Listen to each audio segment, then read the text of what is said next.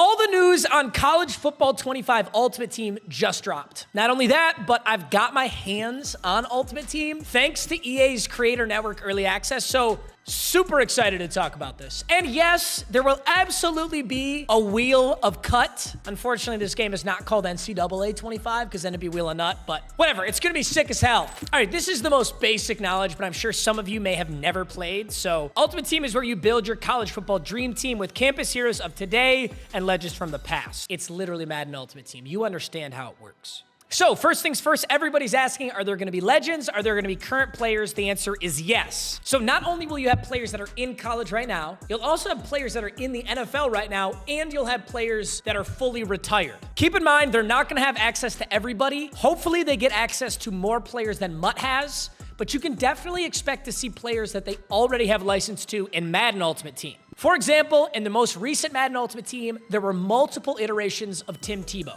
There is such a high chance that there will be a Florida Gators Tim Tebow in this game. The mode will include active players like Mahomes, Devontae Adams, McCaffrey, Josh Allen, CeeDee Lamb, Diggs, Burrow. I personally was playing with a Cincinnati Sauce Gardner card. Nasty. When you look at this main menu screen, you're gonna notice that it looks exactly like Madden Ultimate Team. You've got your solo challenges, you've got your training, your points, your currency, your level, and your overall. This is basically the Madden Ultimate Team user interface, copy and pasted over to college football. And normally I would say that's lazy, but I'm gonna be honest. This is probably the best case scenario. If there was ever a mode to neglect, it was gonna be Ultimate Team. Now, many people will make the argument that Madden Ultimate Team for the past 10 years has allowed EA to make a worse product on franchise, play now, career mode, because they make so much money off of Ultimate Team that why would they pay attention to any other game modes? That was the concern coming into College Football 25. They're just gonna spam Ultimate Team, make a shit ton of money from it, and they don't gotta work on anything else. It's actually the opposite. I think Ultimate Team was probably the most neglected mode, and that's why they dropped this deep dive last. That's only my theory. But if you look at Dynasty, complete overhaul. It looks nothing like Madden franchise. Road to Glory, complete overhaul. It is eons better than any career mode we've ever had in Madden. And then you look at Ultimate Team, they basically changed the fonts, copy pasted it over, and it looks the same. That's a huge sign. I think if there was ever a mode for them to not pay the most attention to, it'd be Ultimate Team. And frankly, Madden Ultimate Team, I really enjoy. I think Mutt is awesome. I think the abilities are too broken. I say that all the time, but we'll get into that later with college football. Conclusion, very good news. I don't think they dumped serious man hours into this. There's over 100 challenges, providing variety and different themes to make each challenge feel unique. We really want to use challenges as a way to celebrate college football, its historic past and present. If you've never played Ultimate Team, this is the best way to start a no money spent team. Obviously, you can whip out mom's credit card, buy a shit ton of packs, and build a God squad, but if you grind out all the solo challenges, you'll get access to good rewards, you'll get coins, and you'll get free-to-play players that are viable on your squad. So, frankly, like in Mutt, you can build a really good no-money spent team, but obviously, if someone smacks down $10,000, they're gonna have a better team than you. Like, let's just be fucking real. You're not gonna have a better team simply by playing than someone who spent 10 grand. With the coins you've earned from challenges, completing objectives, and completing in various modes, you'll have a few options to use your resources to earn players. One option is to head over to Marketplace, check out the store. Your other opportunity is to check out the auction house. Here you can exchange coins for specific players that could improve holes in your lineup. Did you hear that, 2K? Did you hear that, Ronald 2000? Did you hear that? There's an auction house. In NBA 2K24, they took out the auction house. God knows why. That was the worst. Oh my God, I actually hate 2K so much, I don't think I'm ever playing again. It kind of scared me though. I was scared that other companies like EA were going to adapt to that meta. Maybe 5 years from now, we see that adaptation. It'll be a very sad day. But the auction house is the lifeblood of building your team. If you pull a really good player in a pack, you sell them for millions and you build a God squad. Vice versa, if you've got a bunch of coins and your right end is dog shit, you can go on the auction house, find a right end that you really want, and pick and choose. Why 2K went away from that? Ronnie 2K, bro, I got beef with you, bro. I got big beef with you. And by the way, this right here is exactly what I'm talking about when I say it's kind of copy-paste, and I think that's a good thing. Look at this screen. Does this look familiar to anyone? It's the exact same screen as Madden is. Now, one thing I am concerned about, big problem I've always had with Madden Ultimate Team literally ever since it came out, the user interface is clunk, dude. I'm just gonna say it, it's shit. It is so slow. It is difficult to sub in players. It's difficult to build and change your lineup. Now, that is usually a unique problem for someone like me because I build hundreds of lineups, right? So if you're just generating the best team possible, you won't have as much issue as I have. But dude, switching around abilities, training, positions, sometimes it feels like you're running this like overclocked, insane 8K mod on your Xbox, when in reality, I'm just trying to play the game mode and it's that slow. I'm still concerned about that because this user interface looks the exact same as Madden's. So when the game actually goes live, there's a ton of people on the servers. I'm kind of scared that it's gonna be clunky still.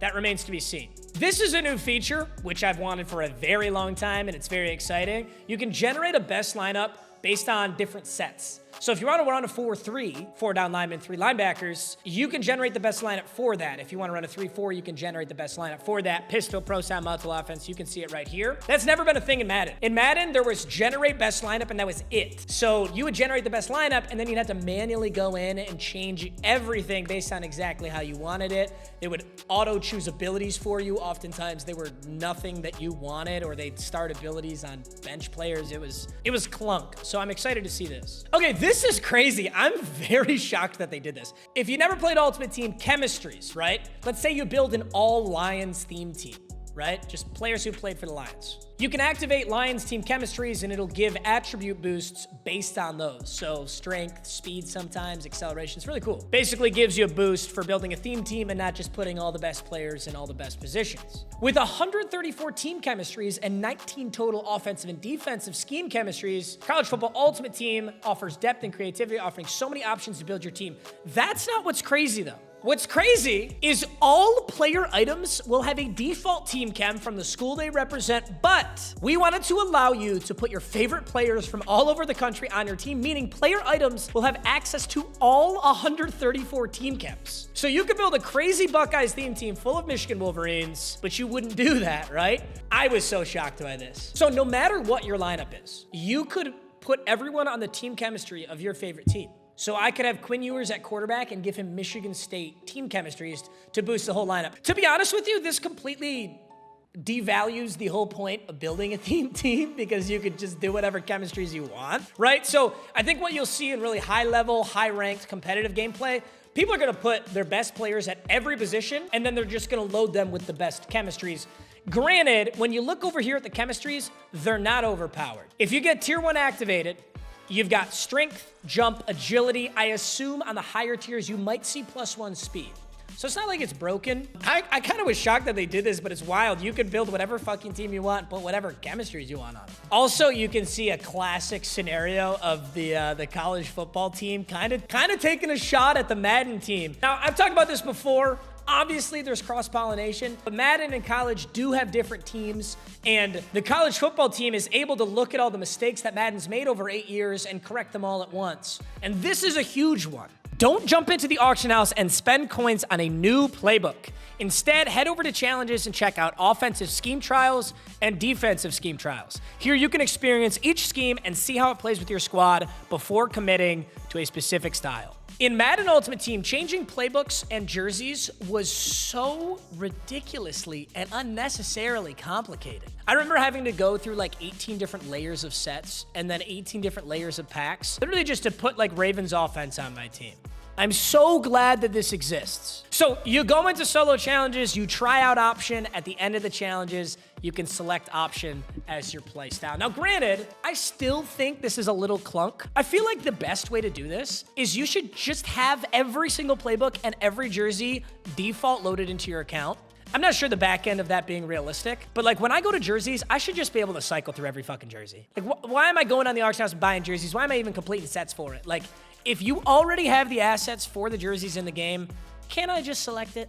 I feel like that'd be easier, but still, this is a massive improvement for Madden Ultimate Team, and I hope Madden takes after this. Madden, if I go into sets and I have to fucking do 18 layers to switch my offensive playbook, then do it again for defensive, do it again for coach, do it again for stadium. I learned that the hard way this year with Wheel of Mutt because I changed my team and my jerseys so much. It was like literally it was 45 minutes each time before a Wheel of Mutt episode to change my playbooks, my stadium, my coach, and my jerseys. Literally 40, like that's insane. That's like doing fucking chores, bro. I'm on here to play a video game. Dudes, blue collar gentlemen are getting off their 9 to 5 to play the game. You think they want to do 45-minute of chores? Come on. Dude, by the way, for some reason, girls really like blue collar guys right now. It's like a huge thing. Shout out all my blue collar gentlemen. You guys are in right now. Items also come in all different rarities and can be represented by different colors. Those rarities are highlighted below. Common is gray, uncommon is green, rare is blue, epic is purple, and legendary is gold. This ironically follows the exact loot system that Borderlands follows. I wonder if there was any influence there. I am really interested to see how this is implemented though. They've always technically had this in Madden Ultimate Team, but like even in their own example here, look at Michael Penix Jr. This is an 82 overall quarterback, Michael Penix Jr. What's the rarity on him supposed to be? Are we saying that that's common gray? Because that doesn't look gray to me. I mean, this guy, Junior Vanderas right here, it is cut and dry. That's green. I mean, obviously, right? It's a green border. He's got green art. But even in their own, I guess this is gray then? Like this is a common card? Or is that supposed to be gold? Is that badge there indicating gold? I really don't know. I'm excited to see how this works. I'm also excited to see if they use this for every card. Is every single card gonna have a rarity like this? It'll be pretty fucking sick to pull a legendary then if there's a separate animation for that. Abilities appear to function incredibly similar to Madden Ultimate Team. The one thing that I will never stop hammering home is abilities are nowhere near as good as Madden Ultimate Team. Thank God for that. As highlighted in the previous gameplay deep dive, we have a ton of abilities in College Football 25. You have the choice to unlock and equip multiple abilities, and your lineups cannot exceed the AP point limit. So, you never played Ultimate Team? Here's how it works. Right here, you see Michael Penix. He's got pull down bronze tier. That costs 1 ability point. In Madden Ultimate Team, the limit is 9, okay? So use that as a baseline. So if you put pull down bronze on Michael Penix, you've used 1 of 9 total. So you could have 9 players, all with a 1 AP, very mediocre ability, or what's incredibly more likely is you're gonna find the S tier best abilities are gonna cost, let's say, 3 AP. You're gonna load up your quarterback with what he needs, and you'll probably have a halfback, a wide receiver, maybe a tight end with the rest of your abilities. If these are as balanced as I expect them to be, they will be a slight, somewhat noticeable addition to gameplay, but they will not dictate your play. The best example I can give is probably inside stuff from Madden Ultimate Team. If you had inside stuff on a D-tackle and your opponent's center had no abilities, you straight up couldn't run the ball. It didn't even matter how good the D-tackle was. They will take your center, throw him like a fucking rag doll, and TFL your running back like we're playing Pee Wee football. It ain't gonna be like that, I can tell you that. But I am excited to see what abilities emerge as S tier, what abilities you see in every single game. And I think within 2-3 weeks, we're gonna know the answer really quick. Training is back, and unlocking abilities with training is the same thing we understand in Madden Ultimate Team. You have this currency up here called training. In order to unlock and activate abilities, it's gonna cost you a small amount of training. You earn training by quick selling players. So you open a pack, you get 5 players, you're only keeping 1 of them on your team. Quick sell the other 4, you get about 1,000 training, and then you can load up Michael Penix with a bunch of abilities. One of the first promos they're teasing is Ultimate Alumni. You can honestly just think of this as Legends. I feel like this is a huge crossover with the Legends promo. They've got a Georgia Brock Bowers, 82 overall. Attributes and overalls look like they're starting lower than standard. Here's a Blake Corum, 82 overall. Cooper DeJean, 82 overall. Now, by the way, if you've never played Ultimate Team, you're looking at Blake Corum, who's one of the best running backs in college football. You're saying, how the hell is he an 82 overall? He should be a 96. If you've never played Ultimate Team, they kind of have this scaling system because Ultimate Team is a live content. It is consistently updated throughout the year. So by the time it's Christmas time, they're going to be dropping a 93, 94, 95 overall Blake Corum or Tim Tebow or who knows, maybe a Barry Sanders. Just kidding. He doesn't have the license. Someone else, right? Someone else. Sometimes I see EATs like an 82 overall Corum, and people on the internet are like, how the fuck is he an 82 overall? He should be a 95. This is Ultimate Team. Blake Corum in the standard game, like play now or head-to-head or something, dude's gonna be a 96, 97, 98. So keep that in mind, it will scale up. This also means that any of your opponents you play, they're not gonna have God Squad players either. They'll have 82 overall, so it will feel balanced. The other thing to remember, when Ultimate Team starts, the game is so much slower than what you're used to in Play Now or Dynasty or Road to Glory. Because in Road to Glory or Dynasty or whatever, you're rocking 94 speed, 95 speed sometimes. And then you're gonna go to Ultimate Team and you're gonna play with 81 speed Quorum. Totally different game. As it progresses, it gets faster. I mean, dude, just go watch a Madden 24 Ultimate Team video right now. Look at how fucking wicked those dudes move around and jump and animate. It's gross. Conference stories of the week. This will be really cool. Just showing off cool moments from each conference. I think the team dedicated to cut College Football Ultimate Team is gonna have their work cut out for them. Like seriously, no pun intended. Madden Ultimate Team is hard enough to distribute players to every team evenly. You'll see someone bitching on twitter.com every single day about how there's not enough Cowboys players, there's not enough Texans players. Imagine doing this with 134 programs. You're gonna have a Bama fan mad at you that there's not a Derrick Henry, and you're gonna have Middle Tennessee fans upset that there's not a Kevin Byard, a Reed Blankenship. They're just pumping out safeties over there in Middle Tennessee. In case you missed it, is basically highlighting huge moments. You could think of this like the flashback promo, if you ever played that in Madden Ultimate Team. There's an absolutely monster Joey Bosa. It's the highest overall they've really teased is these 85s. So expect some studs from these. One thing I haven't seen anything about is limiteds. If you played MUT in the last 4 or 5 years, they'll always drop like the best players as limiteds. Those limiteds would automatically quick sell for a minimum of 250,000 coins, sometimes 350,000 coins. They were difficult to pull in packs, but if you pulled one, dude, you could either sell it on the auction house for millions or it would just be a God Squad player on your team. I've seen nothing about that yet. I expect there's gonna be limited players because it's such a big piece of MUT, but nothing is talked about it here. So that's something to keep an eye on. I was saying Ultimate Alumni's Legends promos, but there's actually a Legends promo. Oh, that card art is so sick! Oh my God, look at that, dude. It's like a fucking trading card from the 70s. That looks so cool. Here's a Miami Hurricanes Ray Lewis. That is an awesome card. Now, I will say, unfortunately, there is still the Field Pass. Field Pass, you know, ever since Fortnite did their Battle Pass, everybody wants to do a Field Pass. As you level the Field Pass up, you'll get really good rewards. I like that part of it. The issue with the Field Pass is it makes the whole interface so laggy. Every time I load into Ultimate Team or do something, I'd randomly get this like 3-second delay, and then a couple seconds after that, it would pop up and say, here's your rewards. And then it would do that every time you switch menus, every time you complete something on it.